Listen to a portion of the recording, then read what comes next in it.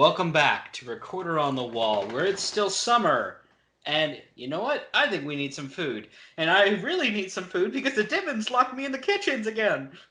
You know, thankfully, No! No, please! thankfully I seem to have... Stop that. Thankfully, I seem to have some cooks who have come to rescue me. Hey, Jeremy. Hey, Pete. Yep. And appearing new for the first time on the show, Tarnfolk. Hello! Yes. I believe you're connected to the Redwall Online community somehow. Something about a moderator on Discord? Yeah, so I am the moderator and co-founder of the Lost Legends of Redwall fan Discord, which is the fan Discord for the games that came out somewhat recently. Very cool. And if you're wondering where everybody else is, no, it's just not that the Dibbins have them out tied out on stakes outside. Dark. That's Scarab. That's Scarab. Oh, that's sorry. That's They're trying to reinforce that east gate that keeps getting knocked open. Okay. But yeah, when people we send out emails and or texts to like do scheduling here. We already had to delay by 1 week. When I sent out the original one, maybe only one other person was available, and then when I did for this one, this week, no one but Jeremy was available, and I'm like, oh.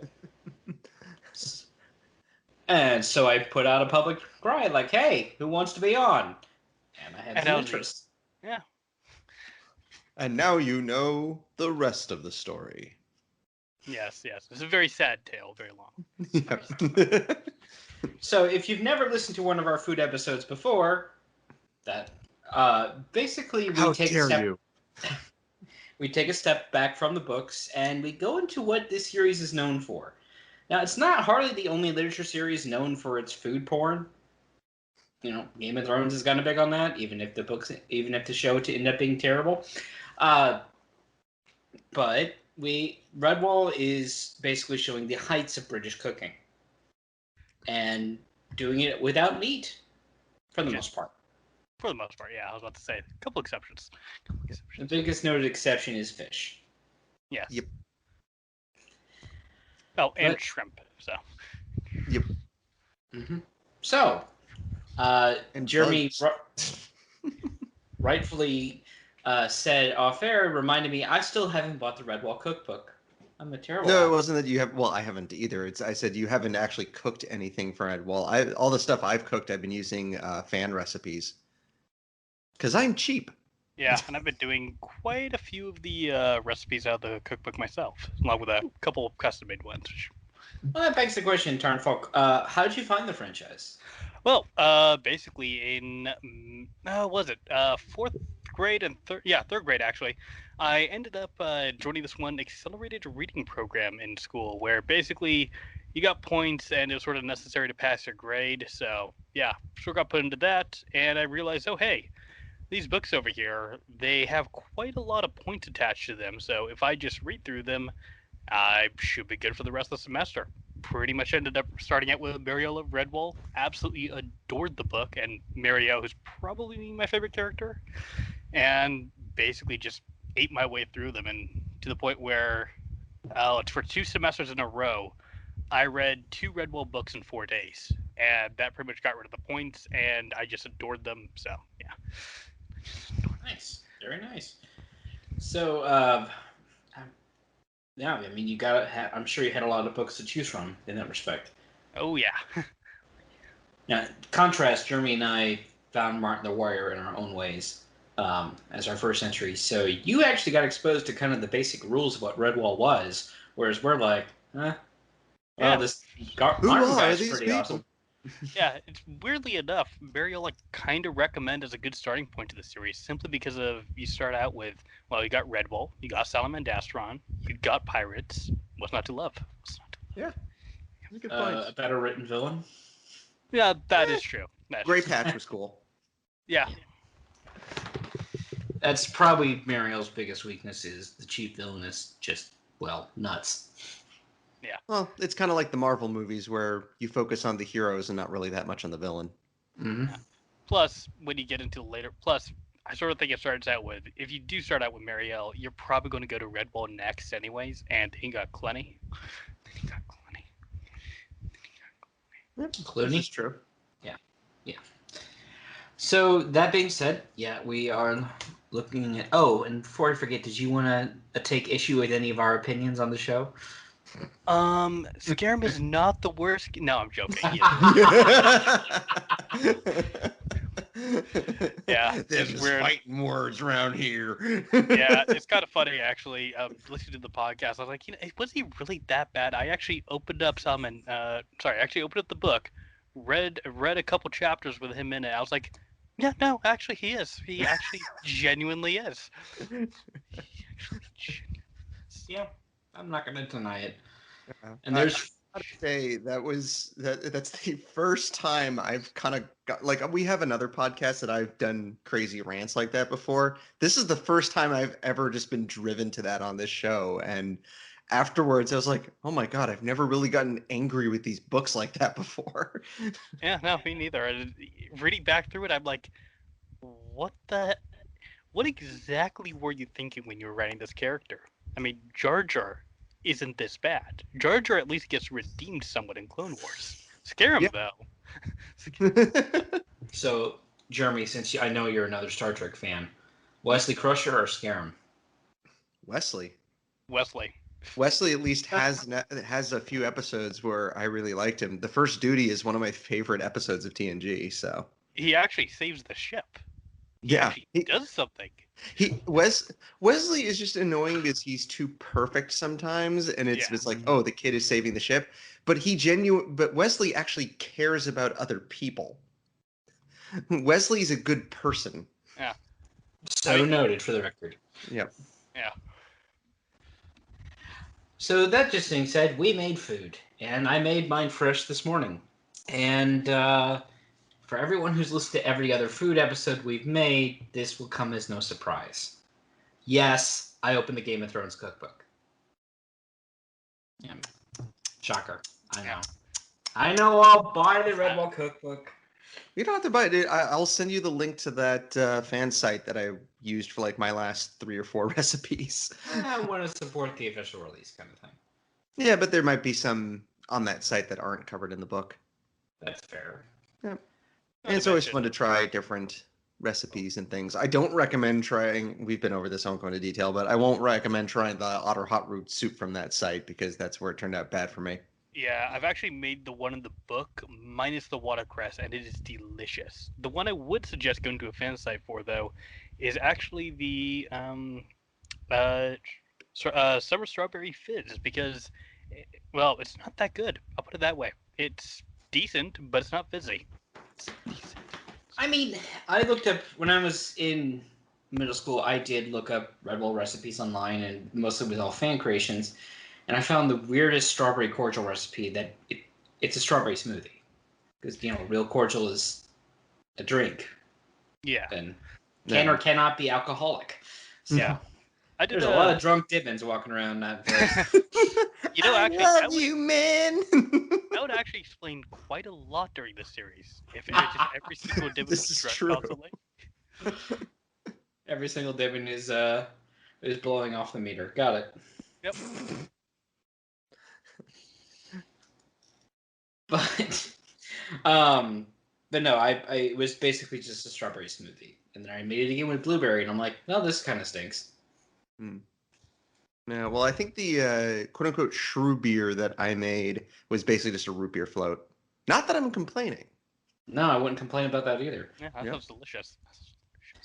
So yes, I made a Game of Thrones recipe, but it's actually one of the more iconic, enduring foods that came to place in that franchise. And if you've never read the books or watched the show, one of the main point of view characters, Sansa Stark, really likes what's called lemon cakes. And all these are, in the end, and this is a real medieval recipe, 1600s, it's lemon cookies. It's equal parts flour and sugar, eggs, and lemon zest, which is the grated rind of a lemon. And yeah, they made my apartment smell amazing this morning. I'd imagine. So I have pictures in the doc, but I made cookie versions and I made muffin versions because and Yeah, I would have done the muffin versions were the better way to do it. Honestly, gives it more cake appeal instead of.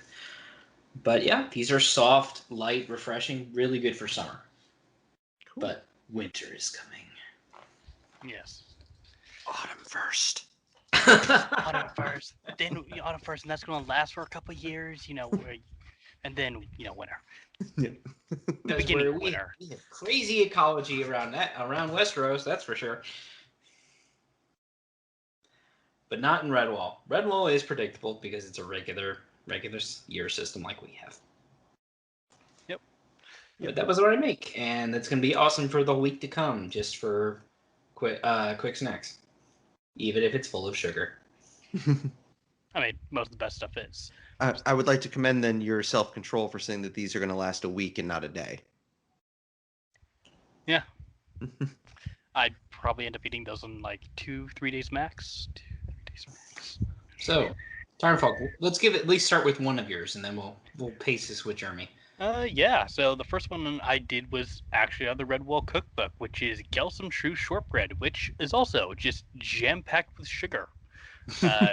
As in, it's very nearly equal parts sugar to flour, just to give you some sort of idea. It's flour, butter, sugar, pinch of salt, and what I like to do, and it's not the cookbook, but to give a nice big helping of jam over the top once it's all cooled down, and it is so good. It's basically more or less normal shortbread. However, once you do sort of end up combining it with a couple other meals in the book, for instance, I sort of did as a sort of secondary to dessert kind of for a party, and it turned out fairly good, simply because it comes in a fairly large pan for when you are making it. So make a large portion, cut it all up into a bunch of different pieces. Although you can't super cut it up, it's more just break it off, have everybody get roughly equal pieces, covered in jam, and there you go. Absolutely delicious, though. I need to get that cookbook. It's good. And it's less than $20 on Amazon. I feel really guilty about not buying it now. Yeah. And because dry ditch fever has been going around lately, I've been spending a lot more time at home cooking many things. So. Mm-hmm. Yeah. I mean, it's not exactly Redwall tech, but I bought an air fryer with some Amazon gift cards of late, and I made something straight out of an American pub of fried mushrooms earlier today. Ooh, yum. Yeah. That sounds amazing. That sounds A little bit of seasoned flour, garlic, and oil, and then I just tossed the mushrooms in that, and then tossed in the air fryer. Well, I know what I'm going to be. I know I'm going to be making for the winter episode then, and probably push it over to you guys for a recipe. The mushrooms that are in here are so good. It's basically portobellos with a bunch of breadcrumbs crumbled into it and some other stuff. Delicious. Oh, that sounds awesome. It does. I love mushrooms.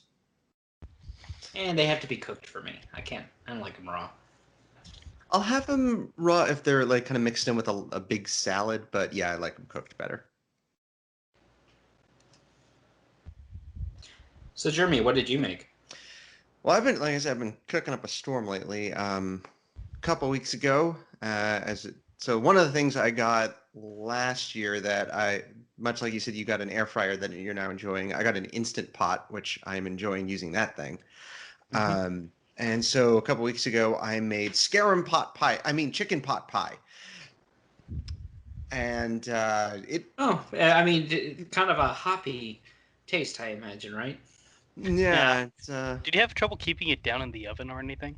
No, well, it kept bobbing up and down, but Okay, weird. Or bobtailing up and down. But no. So the only thing that I goofed was the recipe I was trying to follow. I didn't. So me being stupid sometimes, I was like, "Oh, right, it's called for frozen peas," but I didn't look at how much you're supposed to put in. So just kind of dumped the whole bag in, and it was like a cup or 2 cups or something, and it was like just put in half of that, and I went, "Oops."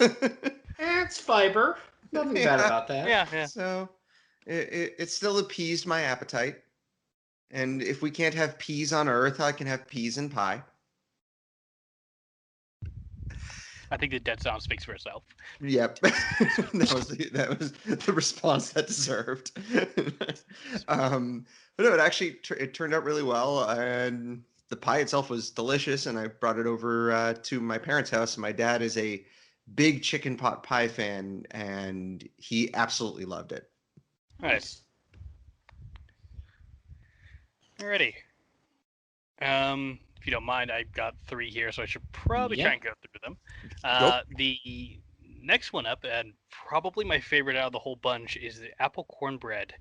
Funnily enough, I actually got this out of the Redwall Feast bot, which in turn got it out of one of the books, where it was basically described as apple, literally apple cornbread with a couple of nuts thrown in. So that's more or less what I did. I got some cornbread mix, got 2 cups of applesauce, put some couple, I think it was hazelnuts into it, baked it all up, which was interesting because you don't really have any sort of preset recipe or anything, and I'm living at a higher altitude anyway, so the cornbread on the the thing for the cornbread is fairly inaccurate. It was pretty much just keep cooking until it finally came out with a clean fork, and once it did, I brought it out, let it cool down for about 5 to 10 minutes. That way the honey wouldn't burn, which I then just slathered over the entire thing, and it is so good. Probably the best thing is, though, it is very, very dense with the pre-made mix, which means that you end up with basically a sort of traveling cake. Once you have it all cooked together with the applesauce, which has all the sugar binding the cornbread to it, and the honey on top, which then just soaks in, it's a very, very dense loaf that you can pretty much just eat without it really crumbling too much. So I've actually had it a couple times in car rides and stuff like that because it is so sweet, and you don't really have that much of a mess to clean up afterwards, which is just fantastic. Nice. So it's good field rations. Pretty much, yeah. My mouth is watering right now. Yeah. I was just thinking, I have cornbread mixed downstairs. I just bought some eggs today. I need to go back to the store and pick myself up some applesauce. And well, if you want to try a different variant of Chromebook, what I like to do, cornbread, that I like to do is a jalapeno Asiago. Ooh, that'd be interesting. Ooh. It's standard cornbread mix, and you add shred. You're gonna need to go to those fancy cheese sections in your supermarket and grab some Asiago. Okay. And just a standard one. Even jalapeno pepper is gonna work. Whether it's if you want to use the just half or just the whole thing. And yeah, just add the cheese and the pepper to it. That sounds really good. And you want to dice that pepper really fine so it gets spread around and not all in one section then. But yeah, it's still really good cornbread, but it's got a kick. I have to do that actually. I've got a one that I've made actually the last few years for Thanksgiving is I get this one specific type of cornbread mix, and I mix in full-on maple syrup with the mixture and then bake it. And nice. My office, so where I work, at least I think this was not last year, but the year before, I said oh, I'm going to make something different. I'm going to make meatballs. And everybody rebelled. Everyone's no, you have to bring your cornbread, to the point where I was walking past the sign-up sheet and one person, she crossed out meatballs and wrote cornbread. And I was just I walked over to her, I'm really? And she goes, you don't know it's me. I'm I know it was you. If it's any consolation, Jeremy, my current day job, under normal circumstances, we have a big summer potluck, and I made this the very first year I worked there, and then I basically got the same situation where I was told, no, you need to bring this every year. It's orange lemonade, based on a medieval recipe called Lemon Sweet, but it's 3/4 lemon juice to 1/4 orange, and regular sugar, and it carves off a lot of that tartness of a lemon with adding that orange juice in, and it's so good. That sounds To the- delicious. To the point that my second and third year doing this, because we couldn't do it this year for our freaking dry dish fever, I partnered with a coworker of mine where she brought in one of those huge jugs, and I just made like a quadruple recipe. Awesome. Yeah. Cool. Yeah, that sounds awesome. Yeah, I've gotten famous for a couple things at work. One of my coworkers, when we were going into the office, would be like, whenever we'd have a potluck, he's like, "Are you gonna bring your chili? Are you gonna bring your chili?" So I told everyone, I'm like, as soon as we're all back in the office, I'm bringing in the chili, I'm bringing in the cornbread. I'll find some other crazy thing to make and bring in. It's funny you mention putting syrup into bread, because that is, I mean, everyone's had gingerbread cookies around winter, and actual gingerbread loaves are made with like a full cup of maple syrup, and it's a completely different texture and taste. You know what? I don't know if Really I've ever good. had gingerbread, like just the loaf of gingerbread. I know I've had plenty of the cookies. Yeah, I know that I have actually years ago when the school was throwing on a potluck, and I ended up grabbing a bit of it, and it was really good. It was definitely different, like you said, way more sort of gingery almost, but it was incredibly good. That's something I'm gonna have to try. Tarn, I think you made one more thing. Yeah, so for my last one, I did cheat a little bit because this is technically out of the winter section, but at the same time, it calls for fresh berries. So you're not exactly going to gain those during the winter, and that is many molars. How does Red Bull do that? Yeah. Martin. Well, according to the yeah, pretty much. Yeah, well, these things though, it's interesting because you pretty much require butter since you're having to, well, get the flour, chuck in a bunch of sugar and butter, and then get that all up into a nice dough. Which it's like I don't know some root or something like that they're using. Who knows? But yeah, once you do that, you basically crush, flatten it all out, put a strawberry, and in my case, I put blueberries over the raspberries that the recipe called for. Put a bunch of honey in the middle of that, and covered it in jam. Threw it in the oven for the required amount, and they are amazing. Like incredibly, incredibly messy for the baking process. So if you ever do make one of these, make sure that you have tin foil covering it, or it's in an enclosed pan, or pretty much anything to make it so that you're not going to have to spend the next 2 hours cleaning out the oven like I did first time I try to make these. Yeah, but you genuinely have to try these at some point because either out of the cookbook or find a fan recipe or something, because they are so good. How much is that cookbook on Amazon? By the again, Less than $10, 20. yeah. hang on. Hey, let's see. Redwall cookbook. Let's see. 18 bucks. You know what? Let's see. Add to cart. Proceed checkout. I actually passed the recipe to a friend of mine, and she ended up making them. And thankfully, she was smart enough to actually put the tinfoil down beforehand. And I'll put it this way: she's a professional cook, so hers actually looked way better than mine, and they didn't run nearly as much. But she was like, "Yeah, I might just suggest this to the place that I used to work at." Well, the book is officially arriving tomorrow. I'm gonna have to I'll get a copy for winter food. I promise. Yeah. I did make one more thing today, which this was just because I was like, I should make something relatively Redwall related. I don't have much time. So I picked up a scone mix from the supermarket, and it's it was Meyer lemon and blueberry scones. Ooh.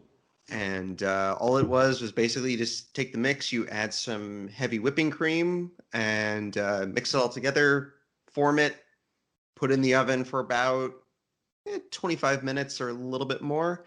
And and it has like little sugar that you can sprinkle on the dough before you put it in. And yeah, they're delicious. Yeah, that sounds really good. Yeah, I need to break up my Elder Scrolls cookbook, actually make some of the scones out of that. So I think it had some.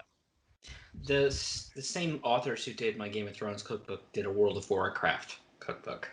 I They're think not that's seeing I how think that that's actually works. the same authors Ow. who did the Elder Scrolls cookbook as well. So, Well, Who's if cookbook? Nintendo needs to make a Breath of the Wild cookbook. I want at least one like fake botch recipe in there so they can have the screenshot of just that pixelated mess that you make. The best fan art I've seen off that game is Gordon Ramsay yelling at Link over that. Mario cookbook, but it's only mushrooms in there. I'm down with that.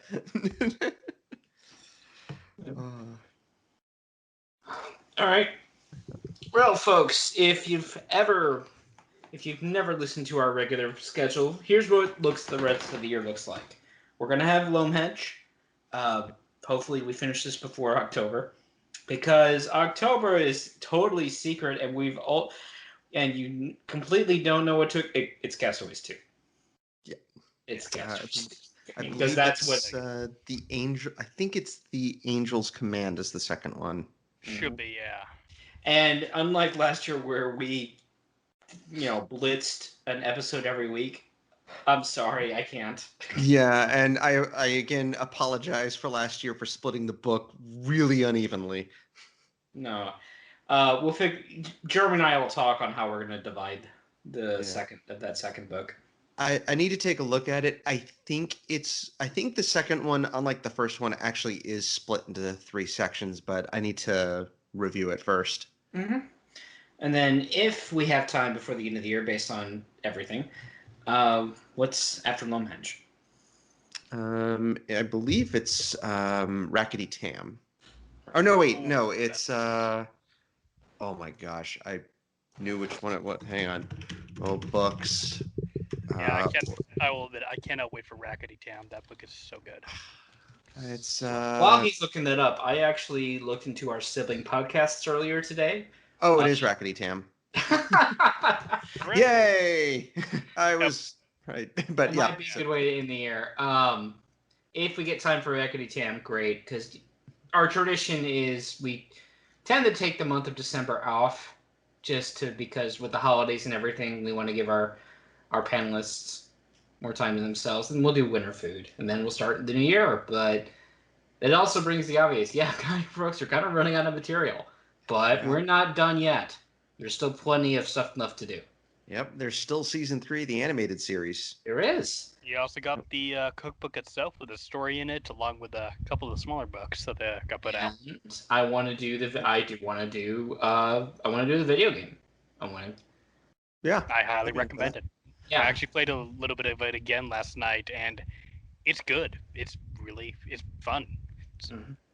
I did start it like 2 years ago, and I need to get back to it, but the save files kept going missing. And I just started all over. They also improved the first level massively to the point where you can. Well, yesterday I decided to do a bit of a speed run through it just to get through the initial parts and just jog my memory in case it came up. And yeah, they completely redid the first level almost, so it is way better and way smoother. Way better. I had a little trouble with the geolocating element of it, so yeah, if I recall correctly. Yeah, let me put it this way: I used to volunteer a lot with the Forest Service, and I also did quite a few summer camps and stuff like that. And one of the big things that we ended up doing quite a bit was, pretty much geolocating and stuff like that. And I actually had a lot of trouble in the video game trying to do it, but they've improved that, so hooray! And yeah. I think I had been waiting for them to do like the console ports of it, as I wasn't sure if I can run it on my computer. But recently I discovered I can run Witcher 3, so I'm pretty sure I can run the Redwall game. Yeah, you should be able. You should be fine. But aren't the console ports out? Are they? They are either out or working on them. Hold on. I'm looking this up too. Yeah. Yeah. Let's see, announcements. PS4, Xbox One. Oh. Yeah, perfect. Yes, I knew that they were doing testing for them a while ago, so yeah, they should be out. Okay, yeah, here it is on Microsoft's website. Okay, yeah, I've been looking for something to spend my 50,000 Microsoft reward points on, so here we go. Oh, there you go. Yep. Mm-hmm. Yeah, this will be fun. And All I right. think Escape the Gloomers also on phones and stuff like that. So I'm Alright, on the so, I'm on the Wikipedia page. Allegedly, episode 5 is going to be co-op. Ooh. yeah, I've been hearing some stuff about. Well, not really too often, but I believe that they were wanting to make at least one of them co-op at some point. So yeah, Cool. that should be a lot of fun. Well, then so. All right, folks. Jeremy, Oh. do you want to do the where they can find us? Sure. Please do. You can find us at recorderonthewall.com. We are on Apple and Google Play Podcasts. We are also on Spotify. You can find out more about us on the official Redwall forums. We are part of the R Eulelia subreddit. We also, if you want to get in touch with us, we have a Twitter account at ROTWpod. We also have an email address, rotwpod@gmail.com. Awesome. Until then, I'm Pete, I'm Jeremy. I'm Tarnfolk. and we'll see you when the Dibbins finally let us out of this kitchen. They want cookies. You're gonna have to let us out. They can take our flour, but they can never take our freedom. You know, I think this shortbread might be short enough. We could try and squeeze it under the gap of the door, maybe. There's an idea. Yeah. Give them a sugar rush, knock them out with it. Oh wait, I found a bottle of the Sister May Special. That'll work. Yeah, perfect. I was going to say we can send them on a wild strawberry tree chase.